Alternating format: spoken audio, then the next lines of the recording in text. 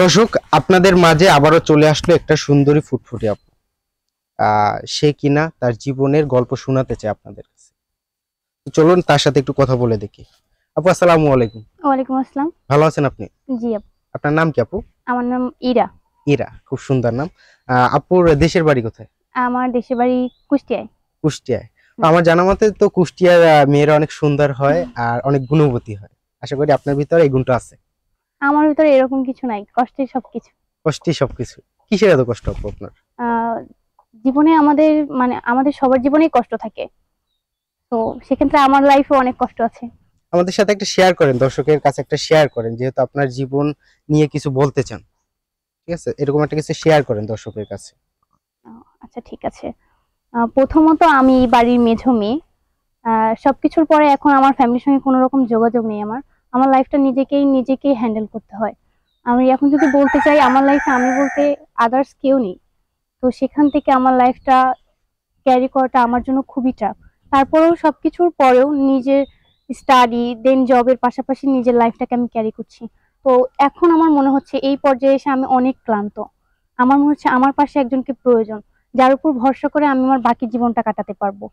তো সেখান থেকে আমার মনে হয় যে আমার লাইফে একজন লাইফ পার্টনার প্রয়োজন, যে বাকিটা জীবন আমাকে তার সঙ্গে হাসি আনন্দে কষ্টে সবকিছু উপলব্ধি করে তার সঙ্গে আমি থাকতে পারবো জীবনের শেষ পর্যন্ত।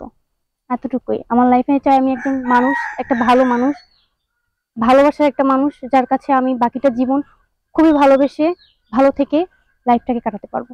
এতটুকু।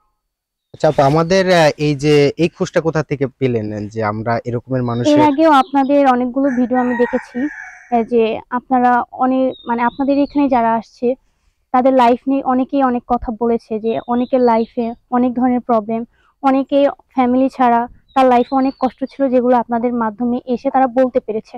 তো আমার কাছে সেক্ষেত্রে মনে হলো যে আমার লাইফেও তো আছে, যেটা আমি কখনোই কাউকে বলতে পারিনি, বা এটা সবাইকে এভাবে তো বলে মানে আমি কখনোই শেষ করতে পারবো না, কারণ আমার কথাটা কেউ নিচ্ছে না।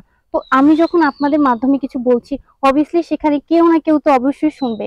হ্যাঁ, অবশ্যই পাশে দাঁড়াবে। সেখান থেকে আমার মনে হয় যে আজকাল আমাদের মানুষের মধ্যে যে মানবতা, এটা কিন্তু আজকাল আমাদের কারোর মধ্যেই আমরা দেখি না। তো সেখান থেকে আমার মনে হয় যে সব মানুষের মধ্যে যে মানবতা নেই এমনটা না, আছে অনেক মানুষ মানবতাশীল। তো সেখান থেকে আমি চাবো যে আমার লাইফে এমন কেউ আসুক যে আমাকে একটু ভালো রাখুক, ভালোবাসুক, আমি তার কাছে ভালো থাকি। এতটুকু। দর্শক, শুনলেন এই আপুটার কথা। সে শুধু একটা ভালো মনের একটা মানুষ চায় তার জীবনে, একটা ভালো মনের একটা জীবন সঙ্গী চাচ্ছে। তো দর্শক, আপনারা এই ভিডিওটি যারা দেখছেন অবশ্যই শেয়ার করে দিবেন। আপনাদের এই একটা শেয়ারের মাধ্যমে কিন্তু সে পেয়ে যেতে পারে তার একটা জীবন সঙ্গী। আর কত বলেন, নিজের লাইফটা এভাবে কাটাতে কাটাতে আমি আর পারছি না। আমার দিন শেষে মনে হয় যে আমার পাশে কাউকে প্রয়োজন, যার মাধ্যমে বা যাকে নিয়ে আমি সারা জীবন আমার বাকিটা জীবন কাটাতে পারবো। সেইখান থেকে আমি বলতে চাই যে আমাকে দেখতে অতটাও অসুন্দর না যে আমি চাইলে প্রেম করতে পারবো না, আমিও চাইলে অনেকগুলো প্রেম করতে পারতাম।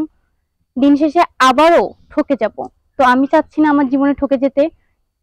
শেষ পর্যায়ে আমি এটাই চাই যে আমার লাইফে এমন একজন মানুষ আসুক, যে আমাকে, আমি তার সঙ্গে বিয়ে করব, সংসার করব, বাকিটা জীবন কাটাবো।